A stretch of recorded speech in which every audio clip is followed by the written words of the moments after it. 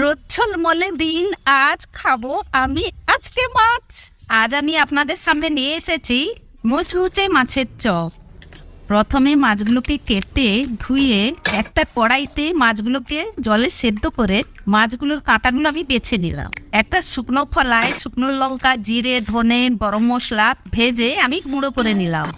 একটা কড়াইতে তেল দিয়ে পেঁয়াজ, আদা, রসুন, কাঁচা লঙ্কার কুচি দিয়ে নেড়ে সেদ্ধ করা মাছ, সেদ্ধ করা আলু, হলুদ, নুন এবং সেই গুঁড়ো করা মশলাটা দিয়ে ভালো করে মিশিয়ে নেড়ে নিয়ে তুলে ঠান্ডা করে নেব। তারপর একটা পাত্রে কর্নফ্লাওয়ার, গোলমরিচ, জল দিয়ে আমি একটা ব্যাটার বানিয়ে নেব। মশলাটা ঠান্ডা হয়ে এলে চপের মতো গোল করে ব্যাটারে ডুবিয়ে বিস্কুট গুঁড়োয় মুড়িয়ে লাই করে ভেজে নেব আমি হালকা আছে। তারপর কাসন্দিতে ডুবিয়ে বিকেলটা স্পেশাল করে তুলুন এই মুচমুচে মাছের চপ খেয়ে। দারুণ।